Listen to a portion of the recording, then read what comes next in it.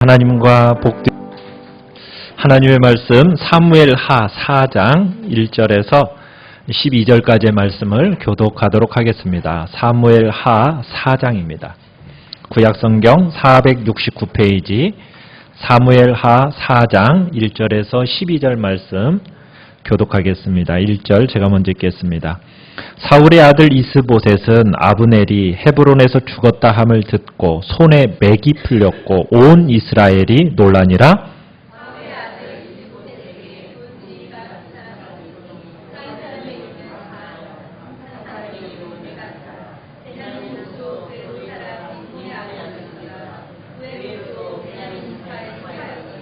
일찍이 부에롯 사람들이 깃다임으로 도망하여 오늘까지 거기에 우거함이더라.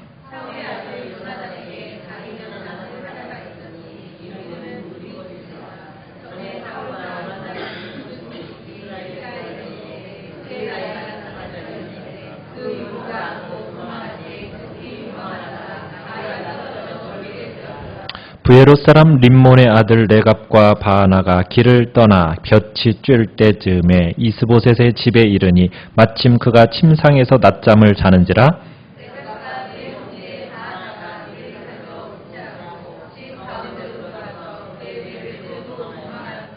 그들이 집에 들어가니 이스보셋이 침실에서 침상 위에 누워 있는지라. 그를 쳐 죽이고 목을 베어 그의 머리를 가지고 밤새도록 아라바 길로 가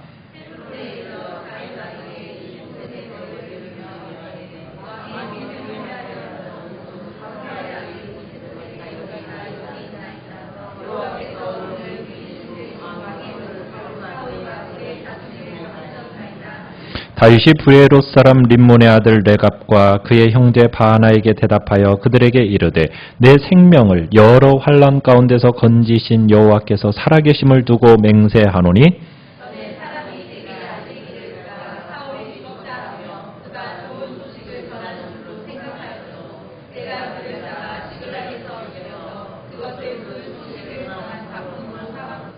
하물며 악인이 의인을 그의 집 침상에서 죽인 것이겠느냐. 그런즉 내가 악인의 피 흘린 죄를 너희에게 갚아서 너희를 이 땅에서 없이 하지 아니하겠느냐 하고 청년들에게 명령하매 곧 그들을 죽이고 수족을 베어 헤브론 목가에 매달고 이스보셋의 머리를 가져다가 헤브론에서 아브넬의 무덤에 매장하였더라. 아멘. 오늘 말씀의 제목은 몰락하는 사울의 집이라는 제목으로 말씀을 나누고자 합니다. 오늘 우리가 읽은 본문 사무엘 4장은 사울의 집을 집중적으로 조명하면서 사울의 아들들의 어떻게 보면 참담한 말로를 보여주고 있습니다. 사울의 어떻게 보면 마지막 아들인 이스보셋. 이스보셋은 사울의 남은 아들이었는데 굉장히 마음이 약한 사람이 이스보셋이었어요. 사울 밑에서 군대 장관이었던 사람이 있습니다. 그 사람은 아브넬입니다. 이 아브넬이 이 이스보셋을 왕으로 등극을 시키는데 어떻게 보면 꼭두각시로 어떻게 보면 사울 왕위를 이으면서 지금 다윗과 대립각을 세우는 그런 사람이 바로 아브넬이었습니다. 그럴 때 이 아브넬이 이제 이스라엘의 어떤 왕의 끈을 딱 붙들고 있었던 사람이었는데 이 사람이 이제 이스보셋하고 관계가 좀 멀어졌어요. 그러면서 다윗에게로 딱 가서 헤브론으로 갔다가 이제 내가 다윗 편에 서기로 이제 아브넬이 딱 마음을 먹었거든요. 그곳에는 다윗한테 갔는데 그곳에서 어떤 일을 당합니까? 요압이라는 그 다윗의 장군한테 이 아브넬이 죽임을 당합니다. 자, 아브넬이 죽임을 당하니까 이 이스보셋 세력은 어떻게 되겠어요? 급격히 하락세를 이제 타기 시작합니다. 실권자가 죽어버렸으니 그 나라가 어떻게 되겠습니까? 그 나라가 이제 하락세를 타는 거예요. 이유가 어찌됐든 다윗의 입장에서는 이제 북쪽을 차지해야 해서 이제 온전한 이스라엘의 왕이 되어야 되는데 어떻게 보면 죽어야 할 사람 중에 한 사람이 죽은 거예요. 사울과 요나단도 죽었고요. 그 다음에 실권자였던 아브넬도 죽었습니다. 자, 그러면은 이제 북이스라엘에 남아있는 사람은 누구만 남아있어요? 이스보셋 한 사람만 남아있어요. 이제 이스보셋 하나만 딱 제거하면 어떻게 보면 이제 다윗이 이스라엘 전체의 왕이 될 수가 있는 겁니다. 방해할 자가 없게 되는 거예요. 자, 그런데 중요한 사실은 뭐냐면 이 모든 죽음의 앞에 다윗은 어떻다는 겁니까? 결백하다는 거예요. 다윗이 직접 이 사람들을 죽였나요? 죽인 적이 없어요.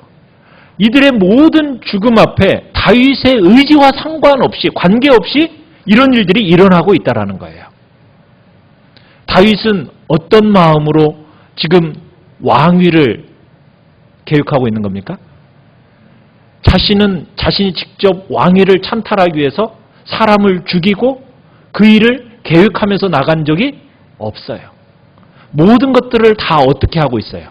하나님의 주권적, 절대적인 주권에 자신의 몸을 의탁하고 맡기면서 나아갔더니 하나님께서 그를 방해하는 방해자들을 다 어떻게 하시더라는 거예요? 하나씩 하나씩 처리해 나가시더라는 거예요.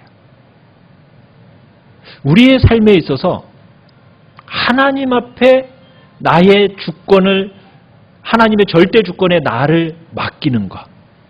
여러분, 이것이 너무나도 중요한 모습이라는 것을 우리는 다윗을 통해서 보게 되는 거예요.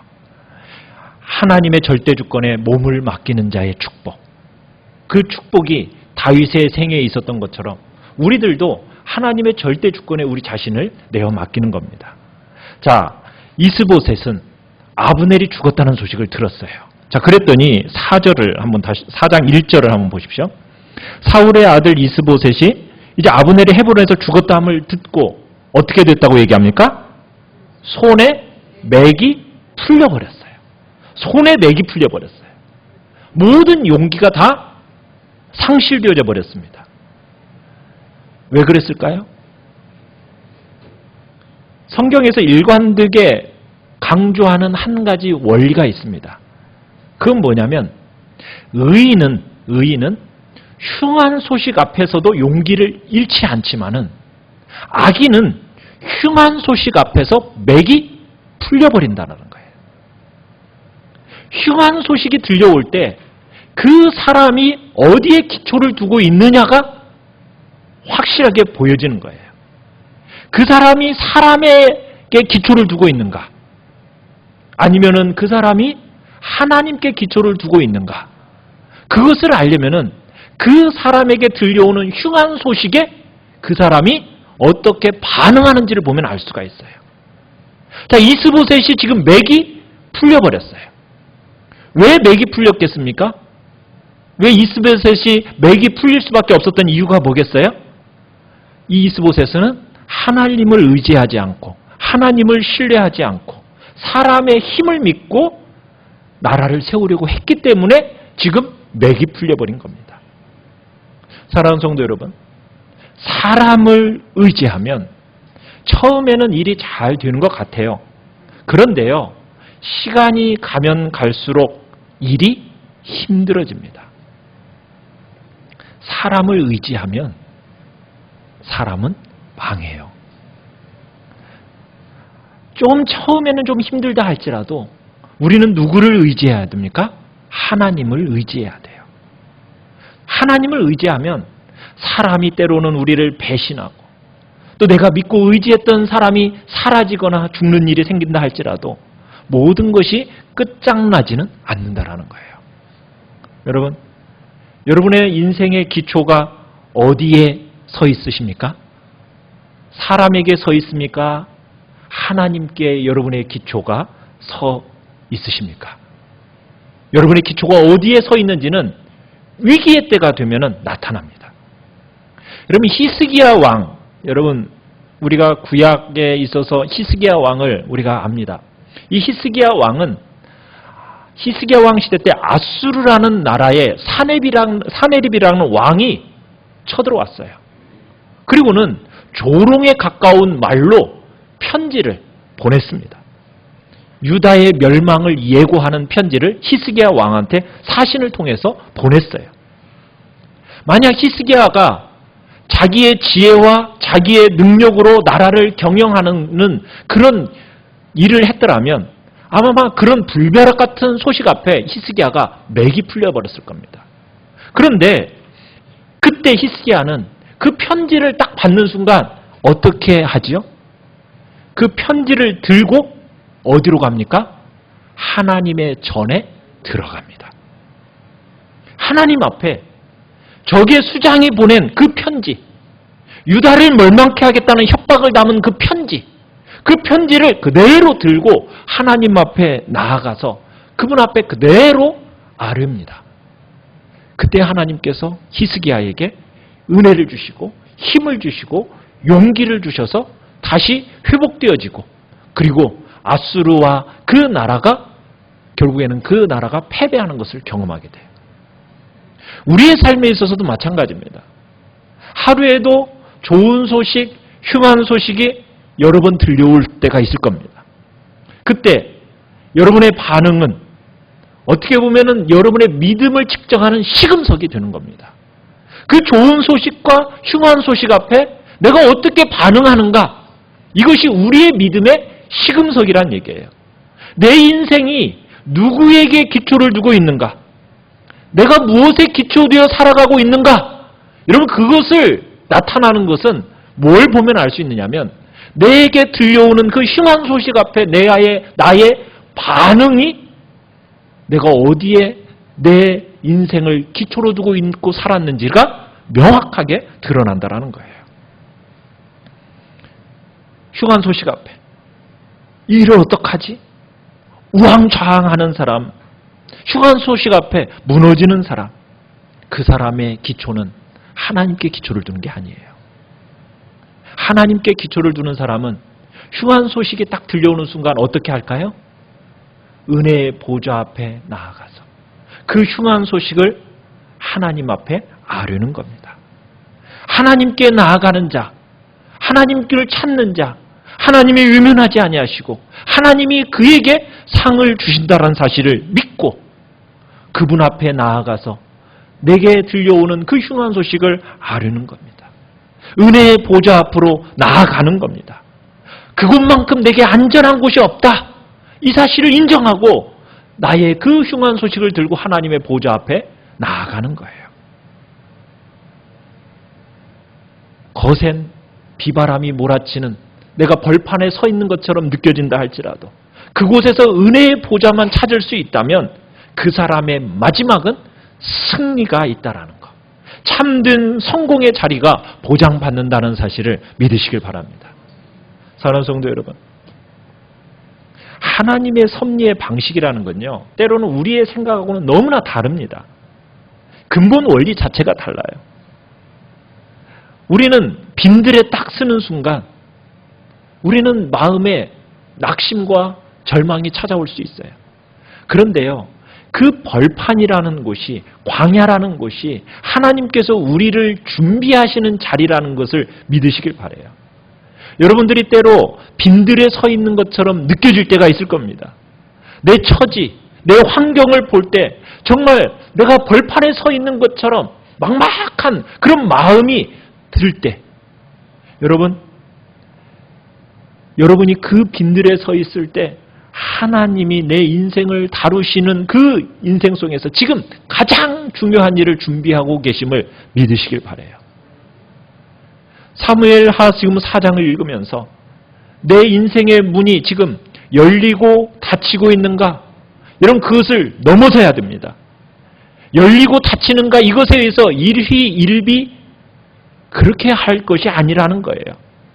열리면은 열리는 이유가 있는 것이고 닫히면은 닫히는 이유가 있는 거예요. 그것을 넘어설 때 빈들에 서 있는 그 순간 가장 중요한 일을 준비하고 계신 그 하나님의 섭리를 만날 수 있게 되는 겁니다. 하나님께서 여러분들을 어떻게 보면 비바람이 강렬하게 몰아치는 벌판으로 여러분을 내몰 때가 있을 때, 그 내몰림을 당했다라고 느껴질 때 여러분, 내 인생 떠밀린다, 왜 내 인생은 이렇게 소외될까, 여러분 이렇게 생각하지 마시고요. 하나님이 뭔가 내 인생 가운데 중요한 일을 준비하고 계시는구나. 여러분 이렇게 생각하셔야 됩니다. 이렇게 믿으셔야 돼요. 왜냐하면 그것이 자비를 베푸신 하나님의 방식이기 때문입니다. 우리 인생 속에 하루에도 쏟아지는 좋고 나쁜 수많은 소식이 있을 때 좋은 소식에 너무 과도하게 좋아하지도 마시고요. 내게 들려오는 나쁜 소식 앞에 너무 절망 가운데 빠지는 그런 낙심으로 빠지지도 마시고요. 그 모든 상황을 믿음으로 수용하십시오. 그리고 그것을 들고 어디로 나아가는 겁니까? 하나님의 보좌 앞으로 나아가는 겁니다. 그런 사람에게 하나님의 복이 있는 거예요.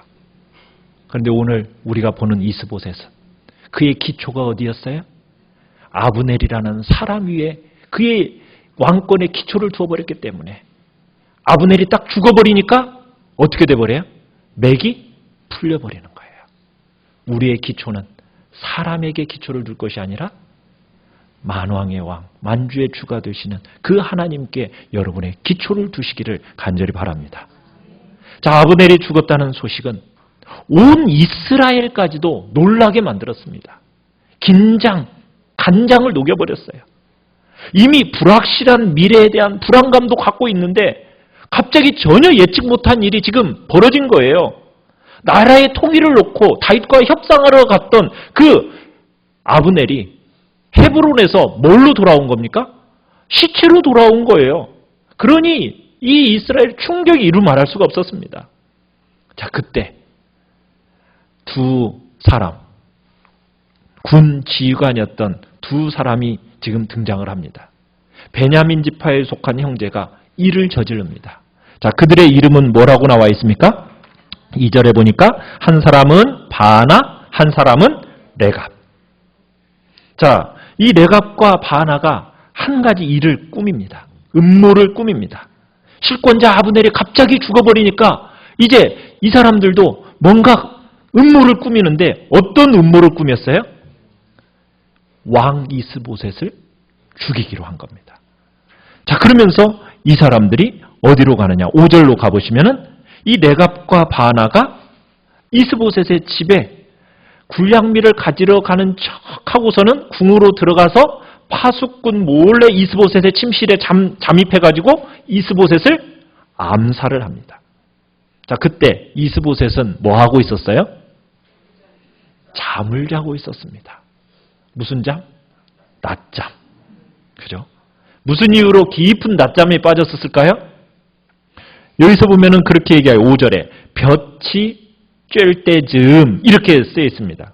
이 볕이 쬐을 때쯤이라는 얘기는 한낮을 가리키는 겁니다. 이 팔레스타인 지방에서 한낮이라는 것은 굉장히 뜨거운 열기로 인해서 정상적인 활동을 하기가 어려운 시간입니다. 그래서 사람들이 이 뜨거운 한낮에는 일을 못하니까 대개 일손을 놓고 낮잠을 자요. 자, 그런데 이 습관에 따라서 이런 관습에 따라서 이스보셋도 뭐 한 거예요? 낮잠을 잔 겁니다. 여러분, 근데 지금 나라가 지금 어떤 상황입니까? 네. 낮잠 잘 시간이 지금 낮잠 잘 만한 지금 때입니까? 우리도 참 통수권자가 이렇게 갑자기 무슨 일이 나라에 터졌는데 여러분 낮잠 자고 있다라고 생각을 하면은 그 일로 인해서 지난번에도 그냥 몇 시간 얘기 계속 의혹이 불거지잖아요. 그게 참 통수권자나 지도자의 위치에 있는 사람들에게 모든 책임이 가기 때문입니다. 지금 그런데 이스보셋은 나라가 지금 풍전등화의 위기에 빠져 있는데 지금 뭐 하고 있는 거예요? 모든 거 다 놓고 낮잠을 자고 있는 거예요. 지금 낮잠을 잘 만큼 지금 한가한 시간이냐는 거예요. 그런 처지냐는 거예요. 정신을 바짝 차리고 있어도 지금 이 나라가 어떻게 될지 모르는 그런 상황인데 깨어야 있어야 할 그 시간에 잠들어 있었던 거예요. 깊이 잠들었던 거예요. 볕이 쬐다고 해서 깊이 잠들어 버렸어요. 잠이나 자고 있었어요. 여러분, 성경에서 보통 누웠다, 잠들었다라는 것은 영적인 의미가 있습니다. 결국에는 죽음이에요. 정신 차려야 할 그때. 어떻게 보면은 아브넬을 향해서 자기의 모든 것들을 걸고 있었던 사람이 자기의 의지할 것이 탁 사라져버리니까 맥이 풀리면서 이제는 내가 더 이상 뭐 할 것도 없고 잠이나 자자. 아마 자포자기하는 심정으로, 될 대로 되라는 심정으로 잠을 잤는지도 모르겠어요. 그랬더니 결국 어떤 일이 벌어져요? 자기의 침상에서 죽임을 당하고 마는 거예요. 부하들의 칼에 의해서 죽임을 당하고 마는 거예요. 사랑하는 성도 여러분, 우리는 영적으로 깨어 있어야 됩니다. 깨어 있지 않으면 치명적인 결과가 우리에게 초래될 수 있다는 거예요. 깨어 있어야 할 그때 깨어 있지 못하면 대적에게 기회를 주어서 망할 수 있게 되는 겁니다. 여러분, 깨어 있어야 할 때가 언제일까요? 바로 지금입니다. 지금이 깨어 있어야 할 때예요. 우리가 살아가는 이 세상은 지금 영적으로 깨어 있어야 할 낮입니다. 우리는 낮에 지금 살고 있어요. 그래서 우리 성도들은 깨어 기도하라고, 깨어 기도할 때라고, 주님께서 맡겨주신 그 직분과 사명을 감당해야 될 때라고, 복음으로 무장해서 사단의 공격을 항상 대비해야 한다고. 여러분, 그때 우리가 잠을 자버리면, 낮잠을 자버리면 사단의 공격에 빌미를 주게 되는 거예요. 여러분, 치명적인 결과에 이를 수도 있는 거예요. 우리 이 사실을 기억하면서 영적으로 늘 깨어 있어야 됩니다. 여러분, 다윗이 잠을 자다가 무슨 일을 저질렀는지 아십니까? 낮잠 자고 일어나서 지금 다른 군병들은 요압과 함께 지금 다른 전쟁터에 나가 있는데 자기는 궁 안에서 실컷 낮잠 자고 딱 일어나서 보니까 어떤 여인이 목욕하는 장면 본 거 아니에요. 그리고서는 시험에 빠져서 결국에는 그 이후로 다윗의 생애가 얼마나 고통 가운데 빠지게 되었습니까? 우리는 낮잠을 자서는 안 됩니다. 실제적인 낮잠이 아니라 영적인 잠을 자서는 안 됩니다. 깨어 있어야 됩니다. 그래서 그 치명적인 시험으로부터 우리는 이겨내고 방어해야 되는 거예요. 자, 이제 이 레갑과 바나가 이제 이스보셋을 어떻게 해요? 죽이고서는 그 머리를 들고 어디를 향해 갑니까? 다윗을 찾아가요. 8절로 가보시면 다윗 왕에게 이스보셋의 머리를 갖다가 바칩니다. 뭘 생각하고 갔을까요? 이스보셋의 머리를 가지고 가면은 다윗이 어떻게 할 거라고? 야, 쾌제를 부르면서 자신들에게 포상이 주어질 거라는 기대 속에서 이제 간 겁니다. 그런데 그 생각은 어떤 생각이었어요? 잘못된 생각이었어요. 레갑과 바나가 이스보셋을 죽인 이유는 뭘까요? 이스라엘이 지금 굉장히 동요하고 있잖아요. 그 틈을 타서 자신들이 출세할 기회를 만들기 위한 어떻게 보면은 이기적인 행동이었습니다. 자, 그런 생각으로 지금 자기들의 이기적인 생각을 가지고 이스보셋을 죽여서 그 이스보셋의 머리를 가지고 다윗에게 갔어요. 여러분, 이 생각이 어떤 생각이었나요? 잘못된 생각이었어요. 그 생각은 결국에는 그 인생을 낭패로 몰고 가게 됩니다. 여러분, 생각이 중요해요. 올바른 생각이 중요합니다.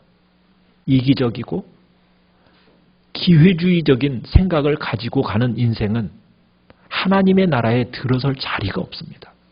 여러분, 하나님의 나라에서는 절대로 이기적인 생각과 기회주의적인 생각을 가지고 틈타는 그것을 절대로 하나님은 받아주지 않으세요. 다윗이 세우는 나라가 어떤 나라예요? 하나님의 나라거든요. 그런데 이 사람들은 뭐라고까지 얘기하느냐면, 우리 8절을 다시 한번 읽어보겠습니다. 8절 시작. 헤브론에 이르러 다윗 왕에게 이스보셋의 머리를 들이며 아뢰되 왕의 생명을 해하려 하던 원수 사울의 아들 이스보셋의 머리가 여기 있나이다. 여호와께서 오늘 우리 주 되신 왕의 원수를 사울과 그의 자손에게 갚으셨나이다 하니. 여러분, 여기서 지금 누구의 이름까지 들먹이면서 지금 자신들의 이 한 행동을 합리화시키고 있습니까? 여호와께서, 그죠? 여호와께서 오늘 우리 주 되신 왕의 원수를 사울과 그의 자손에게 갚으셨나이다. 하나님의 거룩하신 이름, 그의 신앙을 이용하면서 지금 자기의 이기적인 목적을 달성하는데 누구의 이름을 사용하고 있는 거예요? 여호와 하나님의 이름을 사용하는 거예요. 이건 틀린 겁니다. 다윗도 자기들이 생각할 것처럼 생각할 줄 알았죠? 안 그랬던 거예요. 공로를 인정받아서 후하게 생각할 줄 알았는데 그렇지가 않았어요. 이런 가증함을 다윗은 누구보다도 잘 알고 포상은 고사하고 결국 이들은 어떻게 됩니까? 그렇죠. 극형을 받아서 죽음의 자리에 이르게 됩니다. 다윗은 지금 이스보셋의 머리를 가져온 것에 대해서 환호하지 않았어요. 다윗의 일생을 보면은 다윗은요, 하나님 앞에서 어떤 삶을 살았는지를 우리에게 보여주고 있어요. 하나님의 약속대로 자신이 왕이 될 거다. 이 사실을 다윗은 믿었습니다.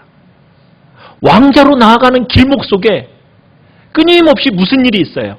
수없이 보복과 응징과 살인과 이런 것들이 계속 악순환 속에서 일어납니다. 그런데 다윗은 그런 상황 속에서 자신이 직접 피를 묻히나요? 피를 묻히지 않아요. 그 피 흘림에 있어서 다윗은 무죄한 모습을 보이게 돼요. 어떻게 해서 이런 일이 가능합니까? 하나님의 나라는요, 내가 직접 쟁취하고 칼로 찔러서 싸워서 이겨서 빼앗는 나라가 아닙니다. 하나님의 나라는 하나님의 약속대로 하나님께서 주시는 나라예요. 그 주심에 있어서 내가 직접 이기적인 마음을 가지고 직접 내가 빼앗고 쟁취하는 나라냐? 그게 아니라는 거예요. 그런데 우리는 자꾸 어떻게 하고 싶어요? 내가 직접 뭔가를 처리하고 싶어 해요. 내가 뭔가를 빼앗고 싶어 해요. 쟁취하고 싶어 해요. 보복하고 싶어 해요. 응징하고 싶어 해요. 그런데 하나님의 나라는 내가 직접 보복하고 응징하는 나라가 아닙니다. 하나님의 나라는 어떻게 하는 거예요? 그 모든 것들을 누구에게 맡기는 겁니까? 하나님께 맡기는 거예요.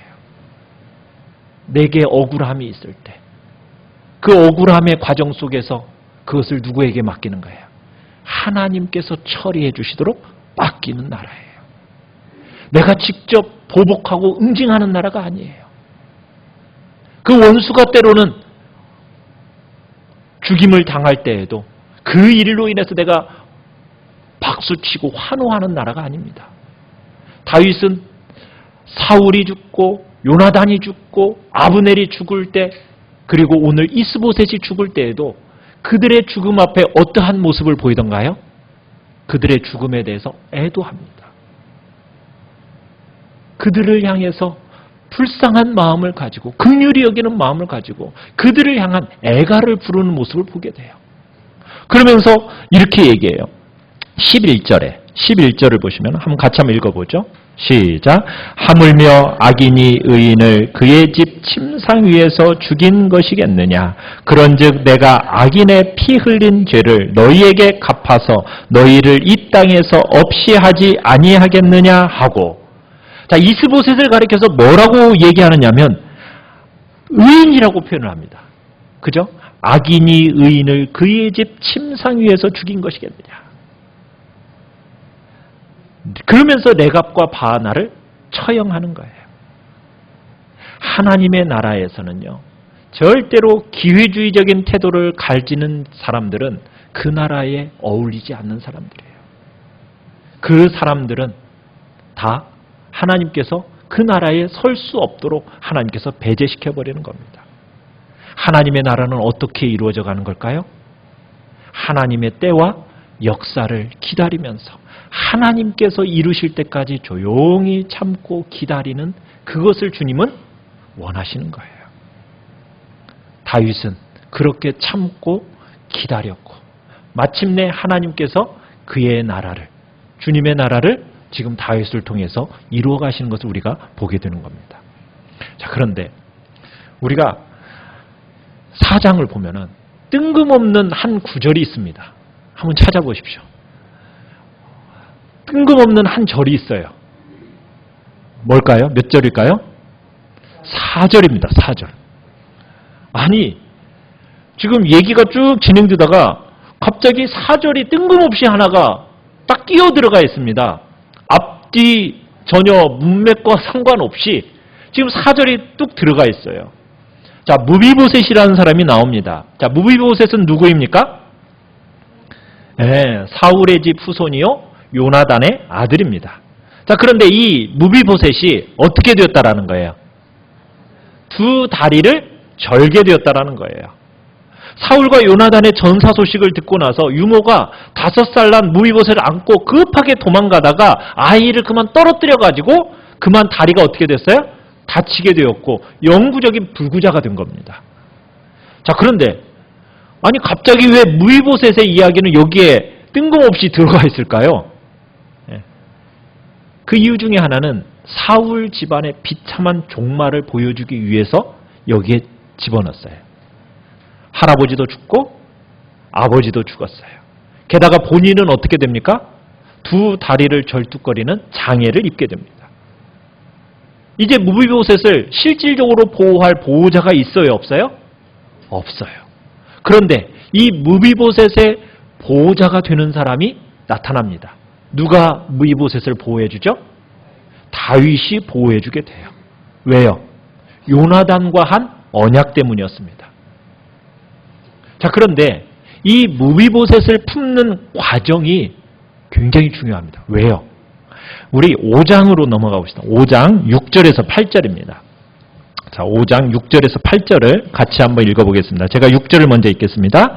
왕과 그의 부하들이 예루살렘으로 가서 그 땅 주민 여부수 사람을 치려하매 그 사람들이 다윗에게 이르되 내가 결코 이리로 들어오지 못하리라. 맹인과 다리 저는 자라도 너를 물리치리라 하니 그들 생각에는 다윗이 이리로 들어오지 못하리라 함이나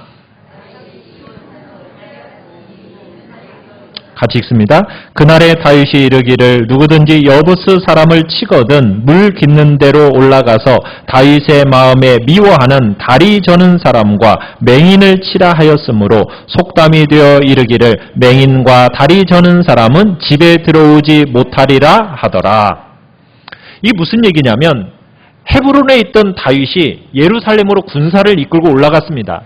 그런데 그 땅 원주민인 여부스 족속이 예루살렘이 견고한 성이거든요. 그러니까 그 견고함을 믿고서는 다윗에게 뭐라고 얘기냐면 맹인과 다리 저는 자가 온다 할지라도 너를 물리칠 거다. 이런 식으로 조롱을 한 겁니다. 그래가지고 다윗이 이 성을 나중에 함락을 시킵니다. 그러면서 무슨 속담이 생겼느냐면 맹인과 다리 저는 사람은 집에 못 들어올 것이다 라는 속담이 생겼다라는 거예요. 이 여부스 사람의 이 조롱이 이 다윗의 마음속에 깊이 남아가지고 훗날 이제 다리 저는 사람, 이런 사람은 누구의 집에 들어오지 못한다? 다윗의 집에 들어오지 못한다라는 속담이 생겨버렸어요.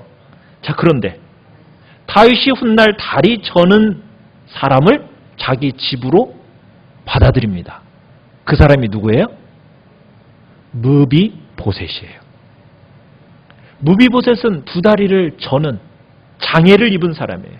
그런데 이 사람을 왕자와 같이 하나로 거두어서 자기 상에서 먹게 하는 은총을 베풀어 줬다는 얘기예요. 여러분, 이 이야기를 통해서 어떤 그림을 하나님은 그리고 계시냐면 구원의 그림을 그리고 계십니다. 무슨 얘기예요? 여러분, 사울의 집은 원래 어떨 수밖에 없는 집이었어요. 멸망당할 수밖에 없는 집이었습니다. 자기의 생명을 왕의 처분에 맡길 수밖에 없었던 사람이 누구예요? 무비보셋이에요. 어떻게 보면 죽을 수밖에 없는, 멸망받을 수밖에 없는 그런 집안의 사람이에요. 굉장히 처참한 지경이에요. 그런데다가 다리마저 어떻게 되었습니까? 저는 장애를 입었어요. 그러면 이 사람은 정말 다윗의 집에 들어올 수 있는 존재입니까? 아닙니까? 다윗의 집에 절대로 들어올 수 없는 존재가 무비보셋이에요. 우리가 무비보셋 같은 존재란 얘기예요. 우리가 하나님 앞에서 마땅히 멸망받아 저주받아 영원한 지옥의 형벌에 떨어질 수밖에 없는 존재였던 우리의 모습에 하나님께서는 절대로 그의 집에 들어와서 상을 먹을 수 없는 그런 존재인 우리를 하나님이 어떻게 하셨습니까?